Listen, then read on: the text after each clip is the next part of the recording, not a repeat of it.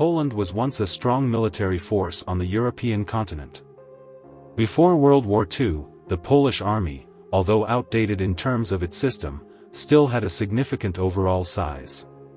It possessed some advanced models of weapons and equipment, such as the 7TP, which was a fairly decent light tank.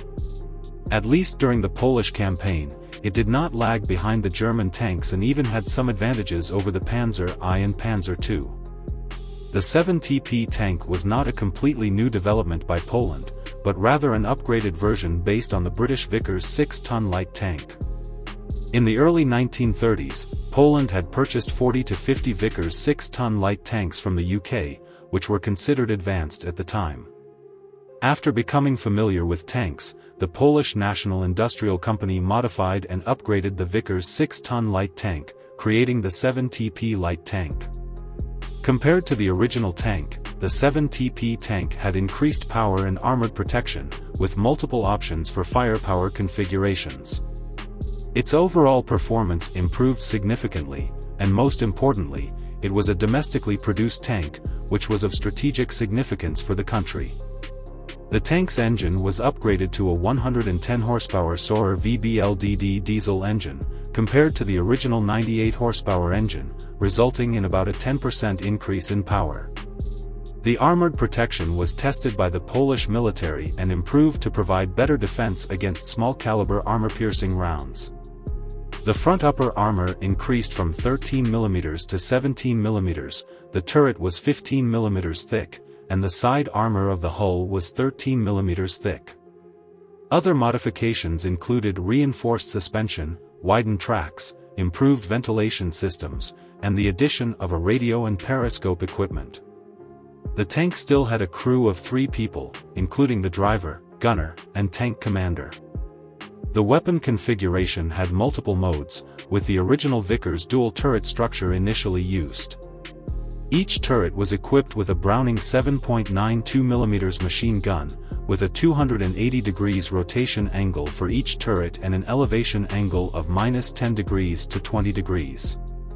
Apart from trying different machine gun models, there was also a plan to install different weapons in the 2 turrets, such as one 7.92mm machine gun and one 13.2mm heavy machine gun.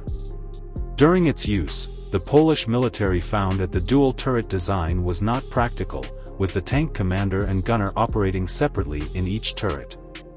This arrangement was not conducive to unified coordination. Only 24 of the dual turret 7TP tanks were produced. A larger single-turret design was developed, with plans to install cannons of 20mm, 40mm, 47mm, and 55mm calibers based on the design drawings. However, the actual production only installed a 37mm Bofors anti-tank gun and a 7.92mm auxiliary machine gun. Many countries, including Sweden and Estonia, wanted to purchase the Polish 7TP light tank. However, Poland was not willing to sell the latest single-turret model, only intending to sell the outdated dual-turret model, perhaps to avoid regional conflicts. At the outbreak of the Polish campaign in World War II, there were a total of 136 7TP tanks in the Polish army, including 97 of the single-turret model. Compared to the heavily used German Panzer I and Panzer II tanks, the single-turret 7TP had an absolute firepower advantage.